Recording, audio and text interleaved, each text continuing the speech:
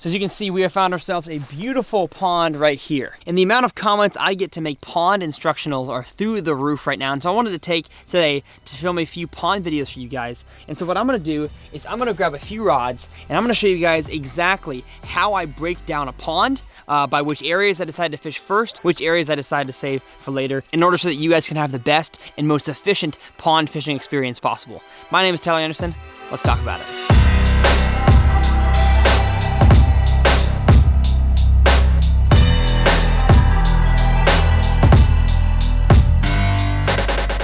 The first thing that I always do when it comes to pond fishing is I always walk down to the bank. As you can see, I wouldn't necessarily know to call this a pond or a lake.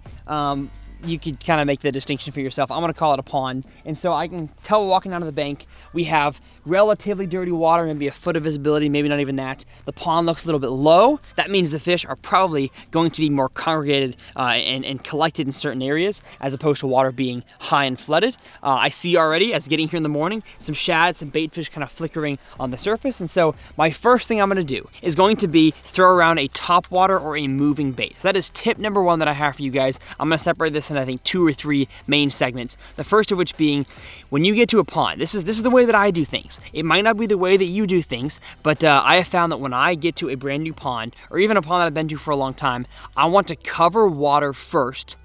And once I catch a few fish in certain areas, then I go back around the pond in a circle or whatever motion you want to do, and I fish those specific areas that I caught a fish on a reaction bait on, because most likely there's going to be more bass in those areas. And so I'm going to do a quick lap around the lake this morning with a top water, try to see if I can find areas that have a few fish around them. That way I can slow down as soon as the sun pops up and the top water bite is not as good anymore, and of course catch more fish. So tip number one, cover water as fast as you can. Like I said, crankbait, top water, chatterbait, spinnerbait, whatever you want to use. Here in the summertime, top water bite is the best. So we'll see you guys as we're catching some fish.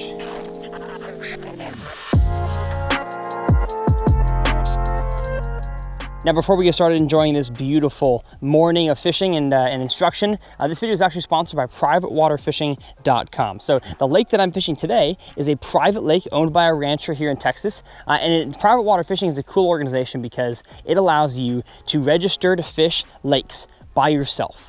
You can bring yourself, you can bring a guest, but the goal is to have you be the only person that fishes the lake on that day, or even sometimes one of the only people that entire week that fishes that body of water. And so, you know, ranchers like this guy here, no clue who owns it, but he partners with Private Water Fishing to allow people to come fish their lakes and their ponds. So if you guys want to check it out, Private Water Fishing will be linked down below. I don't come to PWF lakes all the time, just a few times a year, but I love that I'm able to partner with them, and I'm able to fish lakes like this that are just absolutely gorgeous. So if you guys want to check it out, the link will be below. Make sure you guys let them know that I sent you if you sign up. But it's definitely one of the coolest opportunities to just go out there and catch fish. You know, if you're struggling on a public pond or a public lake to get your kids on some fish, it is really worth it to sign up for PWF to be able to fish lakes like this one right here. Now back to your scheduled programming. So I might not have been as clear as I should have been, but tip number one is going to be you want to cover water fast. So I see multiple types of anglers as I pond fish around the country. There are guys that cover water fast, and there are guys that cover water slow. And if you've never been to a pond before, I would highly suggest doing what I'm doing right now. Getting some sort of reaction bait, top water, whatever you want to use, making long casts, and literally walking as you fish. Maybe stopping every once in a while to fish an area that looks really good. But what I'm doing is I'm literally walking the bank as I'm fishing, seeing if I see any sort of vegetation around the pond, any sort of bait fish scurry off the bank. I just want to have the most productive day possible. And so I'm not going to spend any time sitting there during prime topwater time in the morning making a bunch of casts to areas that might not even be productive. So nice and easy, walking the bank. Again, using a really long rod so I can get good long casts out here. One thing that walking quickly around your lake will do for you is it'll allow you to see literally the entire pond or the entire lake and what's in it. So, I mean, like, it could change. We could find some areas with grass, but it seems like right now, this lake is just going to be your classic muddy water lake. I just saw a fish. Oh, gosh! Oh, there's one. there's a, oh gosh dang it, there he is. That's a good one, that's a good one. You are muddy, my friend. Yes, there we go. All right, right next to the dam, so probably a good sign. I'm gonna get this guy back in the water. See you, buddy. No, no! There he goes. All right, so I got a fish here. I'm gonna kind of work this area maybe a little bit slower just to try to catch a few more fish and enjoy myself, but I caught one fish here. Most people, when they catch one fish, they would slow down immediately. But hey, I wanna remember, on the dam, right next to that intake there, or discharge, there was a fish. And so I'm gonna keep walking because there's probably more fish in that general area that I can come back and catch later when I'm throwing a lure that has, you know, more potential to catch a ton of fish, like, you know, a Texas rig, drop shot, whatever. That's the first mistake I see people making, is you do not fish your pond fast enough. Another thing that I'm seeing as I walk around is that this place is relatively shallow. The bank kind of slowly fades into the water. There's not really a distinct drop that I have found yet. Anytime besides the winter, basically, you're gonna have part of your ecosystem in the morning that's up on the bank, so it's worth it to get here early in the morning to see what there is to see. Now, could I be limiting myself by only bringing one rod and one topwater? Yes, I could. But I've just found that it's best just to get a good mental idea of what you're looking at. To get a good feel for the lake, for the pond. Bring one bait. If you catch a few fish, great. You know a good place to start to then pick apart that pond.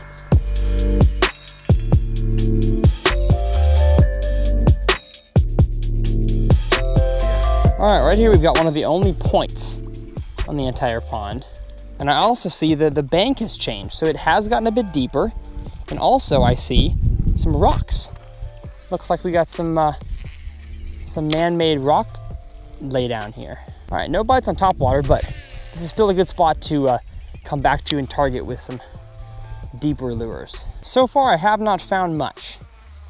I found 2 or 3 areas that are worth focusing on, but that are all kind of the deeper summer-like areas of a pond. And I use this technique, like I mentioned, not just in the summer. You know, every season besides winter, you're going to want to cover water fast in your pond before you slow down. So don't show up with a Texas rig in hand, unless of course you know the fish are biting on that and you know where they are. I found it best to always throw some kind of reaction bait, some kind of moving bait, because any time besides the winter, fish are gonna bite that. And you're gonna be able to pinpoint a lot quicker and have the most productive day possible.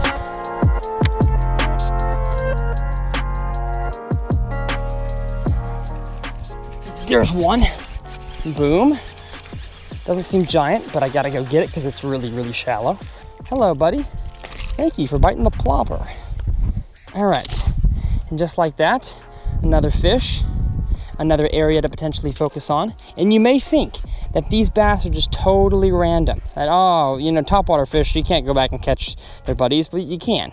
A lot of the times these fish will pack together and they can move throughout the day. They definitely do move, but they're not gonna move in a matter of a few hours. But they're not gonna move in a matter of an hour or two. Nice fish, skinny fish though. Surprising how much bait fish is in here, how skinny that fish is. Gotta throw him a good bit past the bank.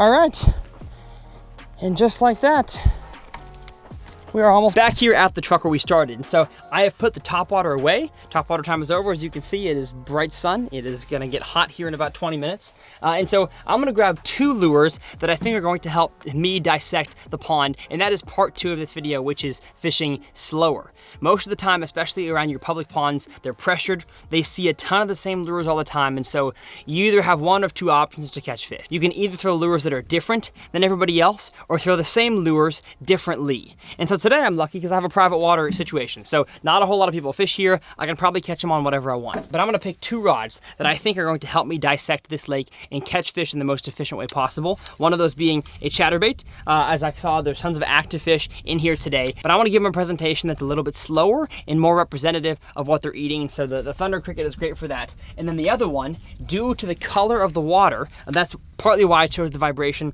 of the chatterbait. May switch to a spinnerbait at some point if the wind gets a little bit higher. But I'm also going to pick a jig. I'm going to change colors of this jig here. I'm actually going to go with a Strike King structure bug, the 4-inch version. I'm going to pick this because it gives off a little more vibration and pushes more water than your average Texas rig creature bait would, but also still represents the bluegills that are cruising the bank here. So that's the 2 lures that I'm going to take with me. Of course, that is depending on the situation you have. So if you have clear water and a very distinct grass line, you're going to want to throw more, smaller soft plastics, maybe a fluke or a Cinco, watermelon red, that kind of thing. Because the water is dirty and these fish are relatively close to shore, I'm going to throw a little creature bait like this one. So let's get rigged up in 3, 2, 1. So we're going to start part number 2 of this video in the same area that my dad and I both caught one. That's the corner of this dam right here. So we don't know much, like I said, about what's beyond the bank because I've only thrown top water.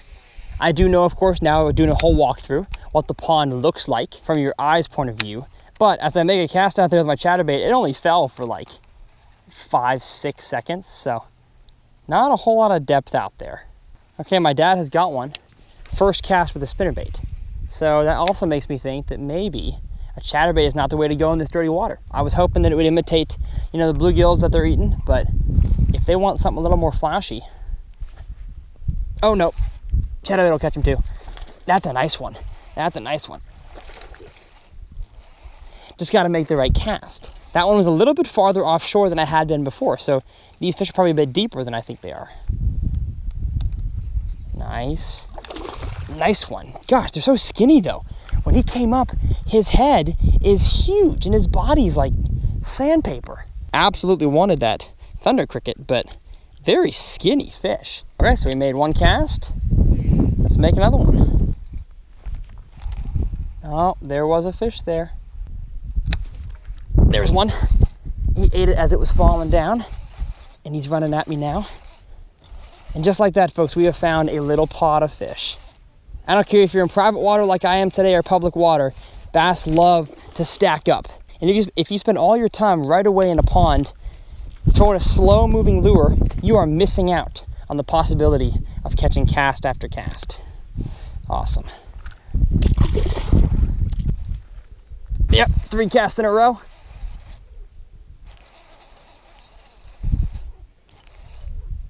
Oh, he popped off.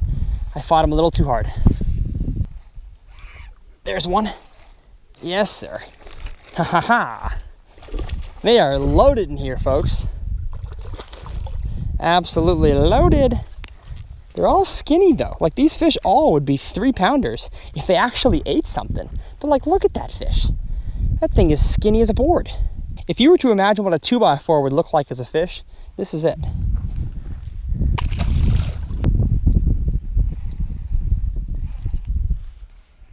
There's one. That one feels a little bit bigger to me. I could be wrong. Could be wrong. And let him fight me to the shore and then give him a second hook set. Boom. I don't know if he's any bigger or not. I don't think so. I would have seen a wake at this point. Yeah, he's not. He's just fighting hard. Gosh, that is fun though. It is cool when you find an area like that. Bring it in, yes. A little bit fatter, but still, mostly aboard. And like I told you guys, you have to find areas where they're congregated, and one of the best ways to do that is by taking a full lap around, finding where they bite, and going back exactly where they're biting. My dad caught a random one on a spinnerbait right away, but since then has not gotten a single bite. In 7 or 8 casts, I've gotten 7 or 8 in a row. So hopefully that proves my point right there. We're gonna catch one more for y'all, and then I gotta save this for a live stream. This spot right here is too good. 1. Yep, called it. I know exactly where they are, folks. I know exactly where they are. This is a dream. This is what you want. Yeah. Jump for me, girlfriend.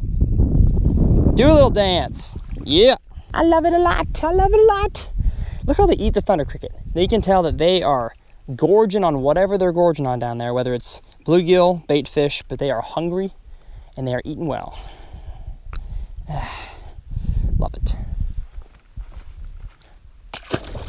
I know personally that when I follow a two-pronged approach, cover water and slow down once you've found those fish, that's when I have the most productive pond days possible. So hopefully you guys enjoyed. Hit that subscribe button if you guys are not subscribed to the channel. I love teaching you guys how to become better bass anglers, and that is exactly what my channel is all about. So if you're on board, hit that button down below, and we'll see you guys next time on TRF.